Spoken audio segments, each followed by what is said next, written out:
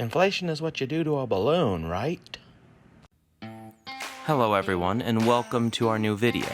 As you probably guessed, today we're going to be discussing inflation.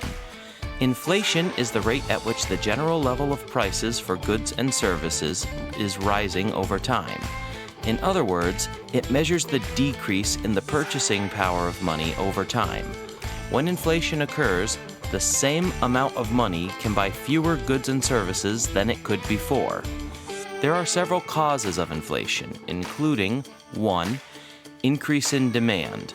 When there is an increase in the demand for goods and services, but the supply does not increase, prices rise. 2. Increase in production costs. When the cost of producing goods and services increases, businesses may increase prices to maintain their profit margins. And 3. Increase in money supply. When there is too much money in circulation, the value of each individual unit of money decreases, leading to inflation. Don't forget cause 4, corporate price gouging so that Jeff and Elon can have their honeymoon on the moon. Oh! Actually, I'd prefer Mars. Inflation can have both positive and negative effects on an economy. In moderate amounts, it can encourage economic growth by encouraging spending and investment.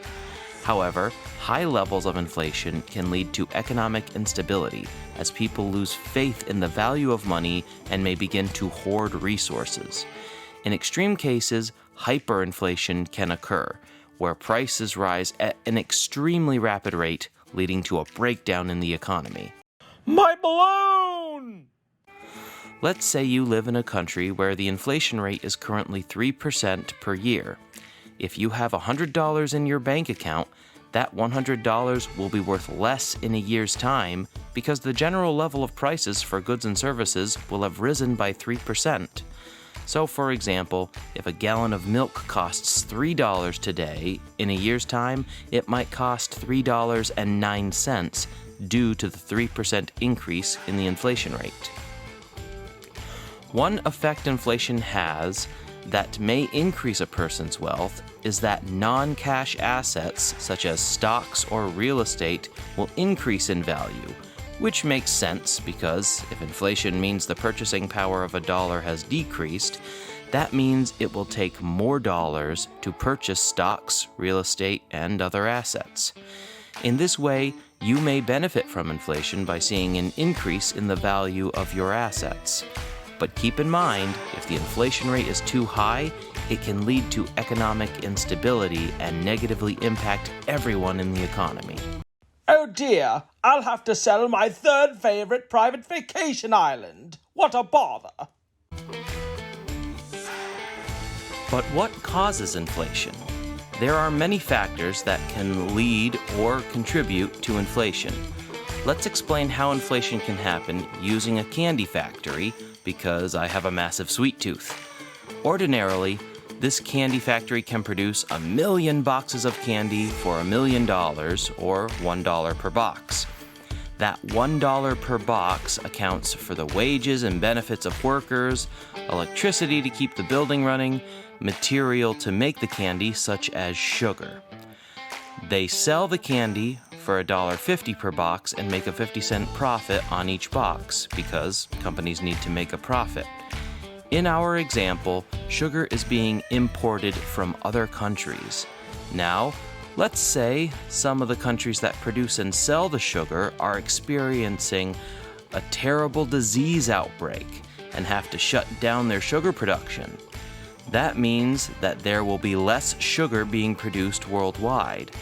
But the same number of candy factories and food companies still want to buy the same amount of sugar to make their products.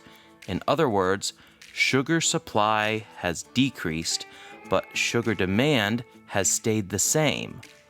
With the same burden of supplying sugar now being on fewer countries, the sugar companies in those countries can now charge more because 1. They're probably working harder to meet the demand of supplying more sugar than they're used to, and 2, there's less competition now, so they can charge more and get away with it.